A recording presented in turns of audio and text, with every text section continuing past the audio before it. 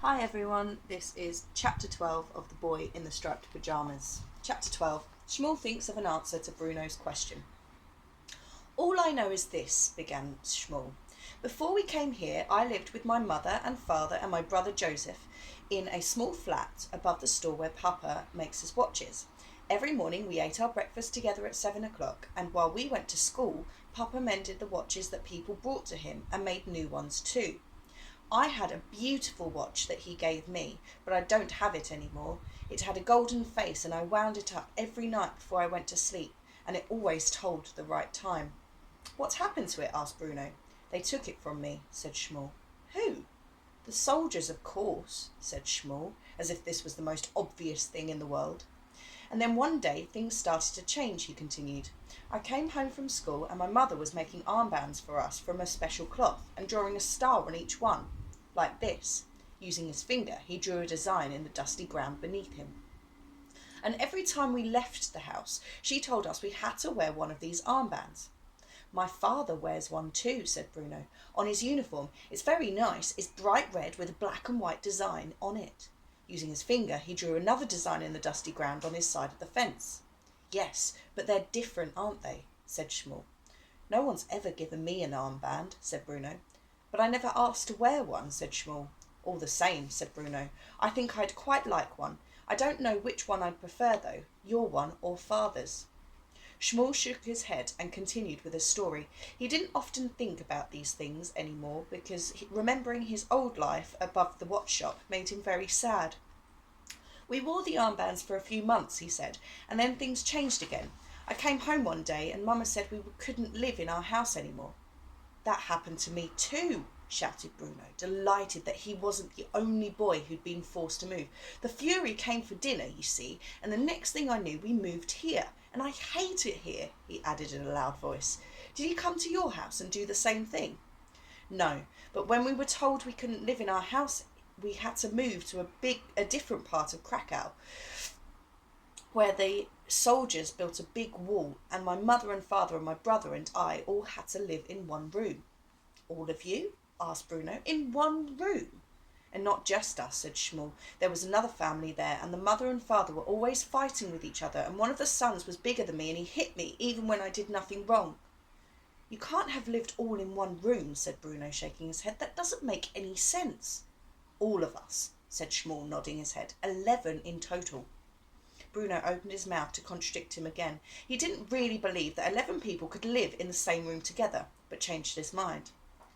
We lived there for some more months, continued Shmuel, all of us in that one room. There was one small window in it, but I didn't like to look out of it because then I would see the wall, and I hated the wall because our real home was on the other side of it. And this part of town was the bad part because it was always noisy and it was impossible to sleep.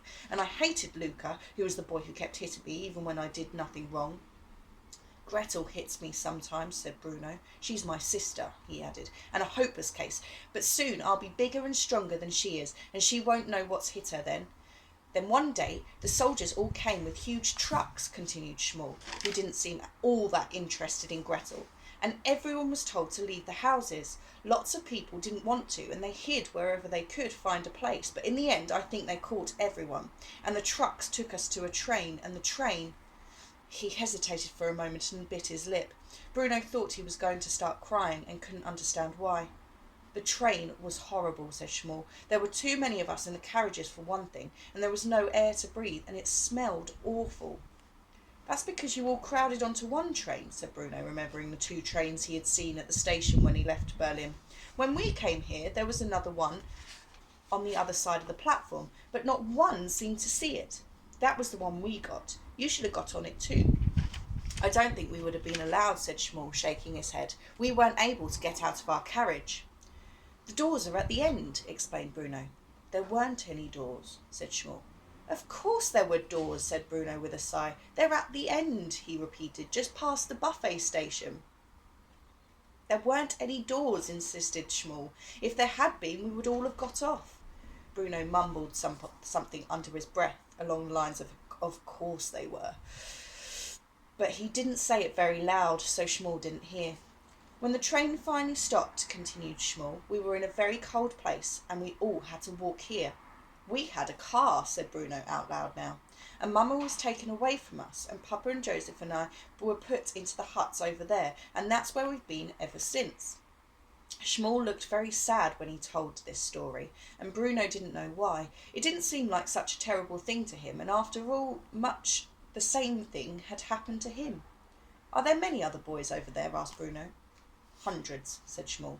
Bruno's eyes opened wide. Hundreds, he said, amazed. That's not fair at all. There's no one to play with on this side of the fence, not a single person. We don't play, said Schmall. Don't play? Why ever not? What would we play? He asked, his face looking confused at the idea of it. Well, I don't know, said Bruno. All sorts of things. Football, for example, or exploration. What's the exploration like over there anyway? Any good? Schmall shook his head and didn't answer. He looked back towards the huts and turned back to Bruno then. He didn't want to ask the next question, but the pains in his stomach made him.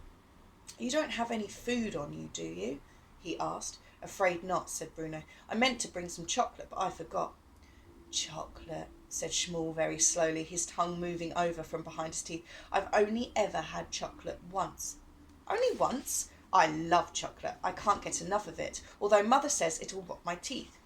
You don't have any bread, do you? Bruno shook his head.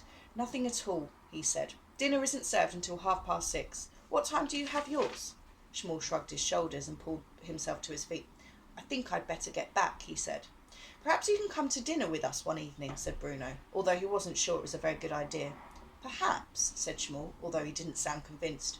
Or I could come to you, said Bruno. Perhaps I could come and meet your friends, he added hopefully. He had hoped that Schmall would suggest this himself, but there didn't seem to be any sign of that. You're on the wrong side of the fence, though, said Schmall. I could crawl under, said Bruno, reaching down and lifting the wire off the ground. In the centre, between the wooden telegraph poles, it lifted quite easily, and a boy as small as Bruno could easily fit through. Schmall watched him do this, and backed away nervously. I have to go back, he said. Some other afternoon, then, said Bruno. I'm not supposed to be here. If they catch me, I'll be in trouble. He turned and walked away, and Bruno noticed again just how small and skinny his new friend was. He didn't say anything about this because he knew only too well how unpleasant it was being criticised for something as silly as your height, and the last thing he wanted to do was be unkind to Schmall. I'll come back tomorrow, shouted Bruno to the departing boy, and Schmall said nothing in reply. In fact, he started to run off back to the camp, leaving Bruno all on his own. Bruno decided that was more than enough exploration for one day, and he set off home, excited about what had happened and wanting nothing more than to tell Mother and Father and Gretel, who would be so jealous that she might just explode, and Maria and Cook and Lars all about his adventure that afternoon, and his new friend with a funny name, and the fact that they had the same birthday. But the closer he got to his house, the more he started to think that might not be a good idea.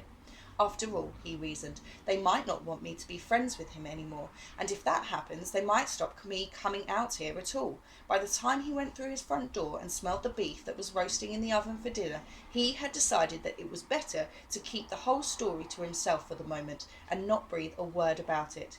It would be his own secret. Well, his and Schmall's. Bruno was of the opinion that when it came to parents, and especially when it came to sisters, what they didn't know couldn't hurt them. And the questions for chapter 12 are: why does Bruno decide not to tell his family about his new friend? And do you agree that Bruno shouldn't tell?